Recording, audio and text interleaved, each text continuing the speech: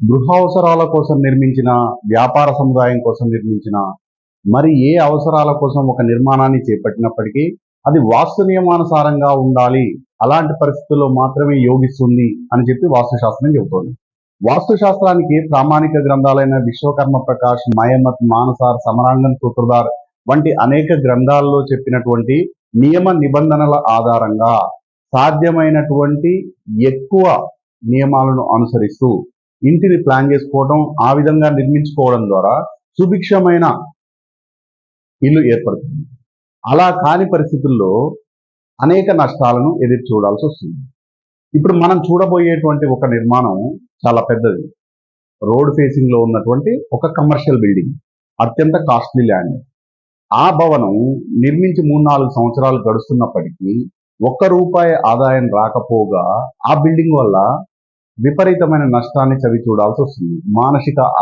మానసిక అశాంతిని చూడాల్సిన పరిస్థితి ఏర్పడుతుంది. ఇప్పుడు మనం ఆ భవనం ఎందుకు ఆ విధంగా నష్టపరుస్తుంది, అక్కడ ఉన్నటువంటి వాస్తు లోపాలేంటి అనేవి శాస్త్రీయంగా తెలుసుకునే ప్రయత్నం చేద్దాం. ఇప్పుడు మనం చూడబోయే భవనం వెస్ట్ ఫేసింగ్ ఉన్నటువంటి ఎల్ షేప్డ్ బిల్డింగ్. దీనికి ఈ పక్కన ఇది వెస్ట్ సైడ్, ఇది ఈస్ట్ సైడ్, ఇది నార్త్, ఇది సౌత్. ఈ విధంగా ఉన్నటువంటి ఎల్ షేప్డ్ బిల్డింగ్ దాదాపుగా ఈ పొడవు 120 అడుగులు ఉంది, ఈ వెడల్పు 80 అడుగుల దాకా ఉంది, ఈ వెడల్పు 70 అడుగులు ఉంది. ఈ మొత్తం పార్కింగ్ ఏరియా. ఇలా ఉన్నటువంటి భవనం ఏ విధంగానూ యోగించడం లేదు. ఎందుకు? ప్రాథమికంగా మనం చూసేది ఒక భవనంలో మర్మస్థానాలను ఫస్ట్ అండ్ ఫార్మోస్ట్ ఇష్యూగా చూస్తాం. ఈ భవనంలో మర్మస్థానాలు ఎక్కడా కూడా వేదనకు లోను కాలేదు.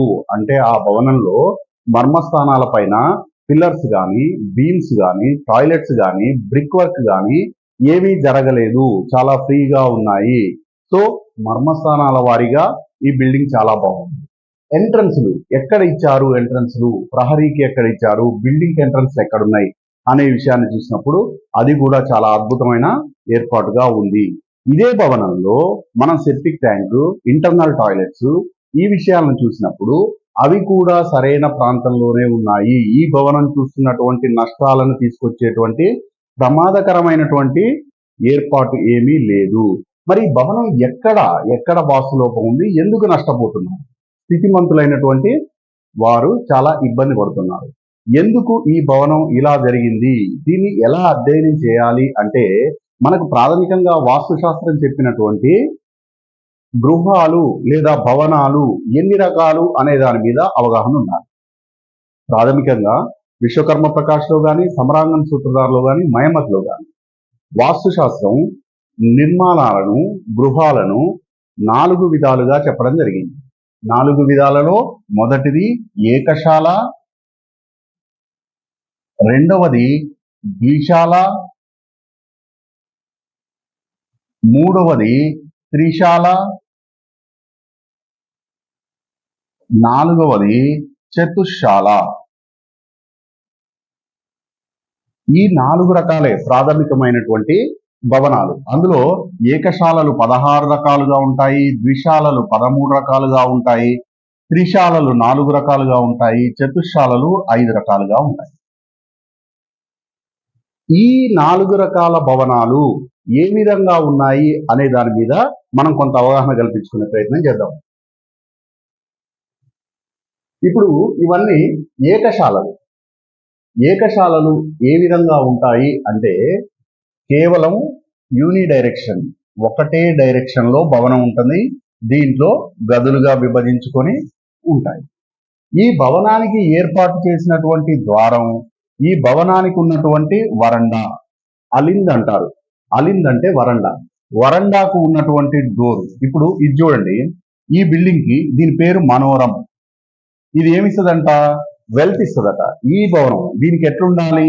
వెస్ట్ లో ఒక వరండా ఉండాలి, సౌత్ లో ఒక వరండా ఉండాలి, వెస్ట్ లో మెయిన్ డోర్ ఉండాలి, వెస్ట్ లో వరండాకు కూడా ఒక డోర్ ఉండాలి, సౌత్ లో బిల్డింగ్ కు వరండాలోకి రావడానికి ఒక డోర్ ఉండాలి.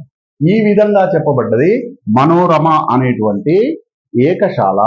చూడండి వీటి పేర్లు: ధ్రువ, ధాన్య, జయ, నంద, హర్, కాంత, మనోరమ, సువక్ర, దుర్ముఖ్, సువక్ర, రిపుద్, దండ, క్షయ, ఆక్రంద్, Vipul, Vijay.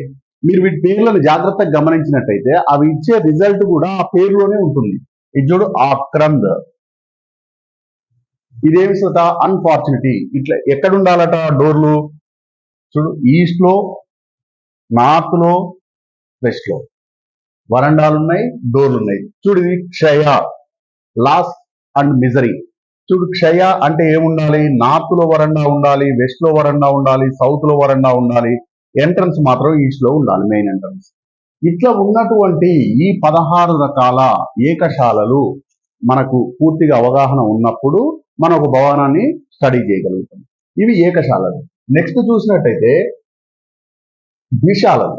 ద్విశాలలు L shaped buildings, maximum L shaped buildings అన్ని ద్విశాలలు. చూడండి, ఇటువైపు వెస్ట్ వైపు ఒకటి, ఈస్ట్ లో వెస్ట్ వైపు ఒకటి, సౌత్ లో చూడు, లేకపోతే వెస్ట్ ఒకటి, ఈస్ట్ ఒకటి, ఇట్లా ఉన్నటువంటివి.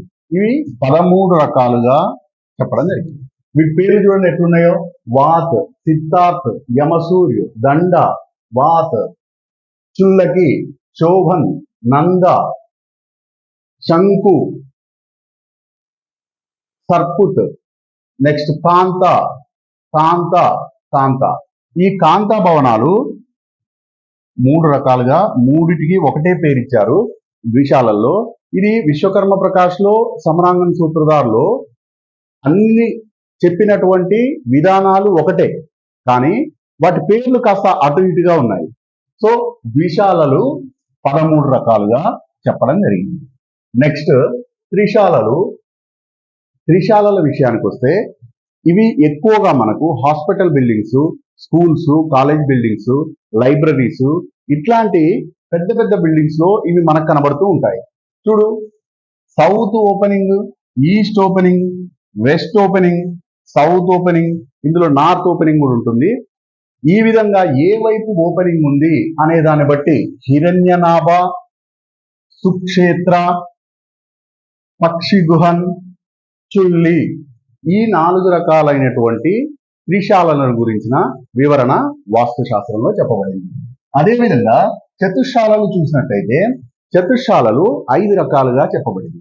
చతుశాలలకు ఏ విధమైన వరండా లేకుండా మధ్యలో కోటియాడు ఉండి, ఇది మెయిన్ భవనం, గదులన్నీ ఇక్కడే ఉంటాయి. ఈ విధంగా ఉన్నటువంటి ఈ భవనాన్ని చతుశాల అంటాం. ఎక్కడ వరండాస్ లేవు, లోపల గాని బయట గాని వరండాలు లేవు. ఇక్కడ చూడండి, ఈ భవనాన్ని సర్వతోభద్ర అంటారు, వరండాలు లేకపోతే.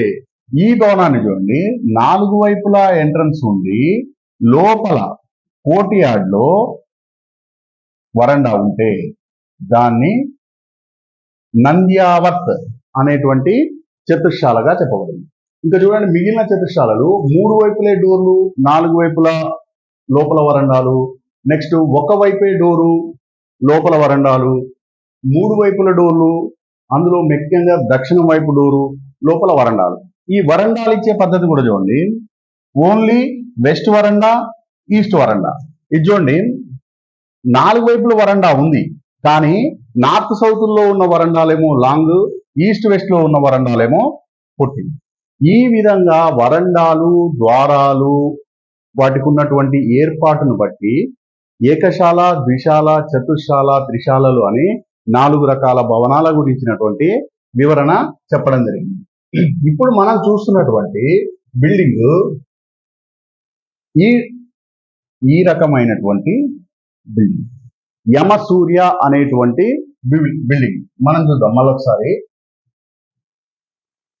ఇది మన భవనం ఎట్లుంది? ఇది ఈస్ట్ లో ఒక పోర్షన్ ఉంది, నెక్స్ట్ నార్త్ లో ఒక పోర్షన్. అట్లా ఉన్నటువంటి దాన్ని మనం యమసూర్య అనేటువంటి ఈ భవనంగా చెప్పడం జరిగింది. ఈ యమసూర్య యొక్క క్వాలిటీ ఏం చెప్పిండు? డెత్ అండ్ డిస్ట్రాక్షన్, అంటే మరణము, విధ్వంసాన్ని చూపించేటువంటి నిర్మాణ క్రమంగా దీన్ని అభివర్ణించడం జరిగింది. మనం ఇందాక మాట్లాడుకున్నటువంటి కమర్షియల్ బిల్డింగ్ ఎగ్జాక్ట్ గా డోర్స్ ఇంతే, ఇంకెక్కడా లేవు.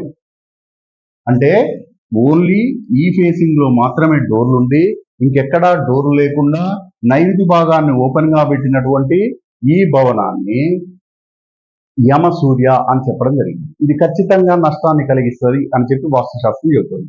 కాబట్టి ఒక బిల్డింగ్ ప్లాన్ చేసేటప్పుడు లేదా ఒక బిల్డింగ్ నిర్మాణం చేపట్టేప్పుడు ఖచ్చితమైన నియమానుసారంగా వాస్తుశాస్త్రం చెప్పిన విధంగా ప్లాన్ చేసుకోవడం ద్వారా అద్భుతమైనగా యోగించడం జరుగుతుంది.